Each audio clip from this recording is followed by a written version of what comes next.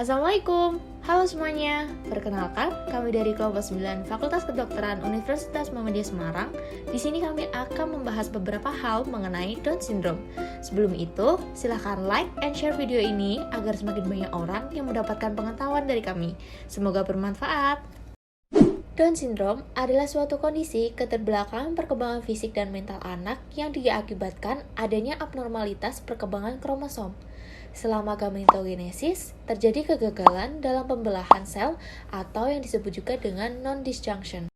Oosit yang mengalami non-disjunction akan menghasilkan ovum yang mengandung salinan kromosom 21. Dan apabila dibuahi oleh spermatozoa normal yang membawa kromosom 21, maka akan menghasilkan kromosom ekstra dan terbentuklah psikotrisomi 21. Penderita Down Syndrome biasanya akan mempunyai karakteristik seperti kepala yang kecil, mata kecil dan sipit, batang hidung yang rata, sehingga akan menyebabkan hypothyroidism atau jarak kedua mata terlihat jauh. Lalu terdapat juga makroglossia yang membuat penderitanya sering membuka mulut. Ada juga ukuran telinga lebih kecil dan simetris pada telapak tangan. Selain gambaran tersebut, penderita Down Syndrome juga dapat mengalami beberapa masalah kesehatan, seperti retardasi mental, kelainan jantung, kelainan mata, kelainan tulang, maupun kelainan saluran pencernaan. Tipe kelainan Down Syndrome dapat diklasifikasi menjadi 3. Yang pertama, tipe klasik, yaitu kelainan Down Syndrome yang disebabkan karena peristiwa non-disjunction atau gagal berpisahnya kromosom 21 selama gametogenesis yang menghasilkan kromosom ekstra di semua sel tubuh. Yang kedua, tipe translokasi, disebabkan Robertsonia translocation atau kromosom 21 berkombinasi dengan kromosom akrosentrik lainnya. Biasanya dengan kromosom 13, 14, 15, atau kromosom 22 yang membentuk suatu kromosom baru. Kedua orang tua dan anak dengan Down Syndrome tipe ini biasanya normal sebagai carrier balance translocation dan memiliki kemungkinan anaknya mengalami Down Syndrome atau sering terjadi abortus berulang. Yang ketiga, tipe mosaik, di mana hanya sel tertentu saja yang mempunyai kelebihan kromosom 21 sehingga kondisi penderita Down Syndrome tipe ini lebih ringan daripada tipe lainnya.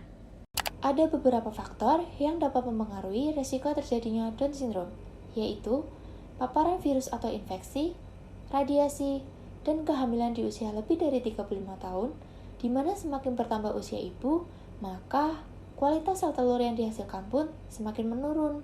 Bagi mereka yang pernah mengalami kehamilan sebelumnya, di mana janin didiagnosis menderita Down Syndrome, risiko kekambuhan adalah 1:100 jika ibu berusia di bawah 35 tahun dan kelainan genetik disebabkan oleh non-disjunction.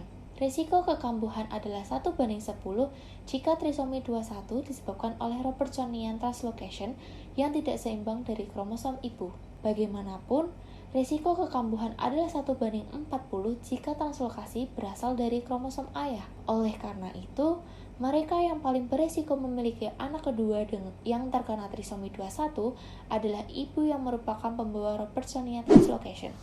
Down Syndrome dapat dideteksi pada masa kehamilan melalui screening dan diagnosis prenatal.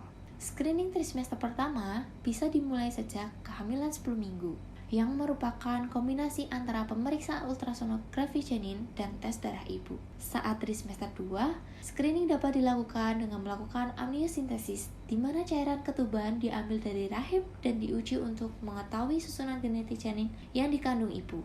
Dalam menangani anak Down Syndrome, pendekatan dalam teknik konseling yang cocok adalah dengan terapi tingkah laku. Terapi ini menyertakan penerapan sistematis prinsip-prinsip belajar pada perubahan tingkah laku ke arah cara-cara yang lebih adaptif.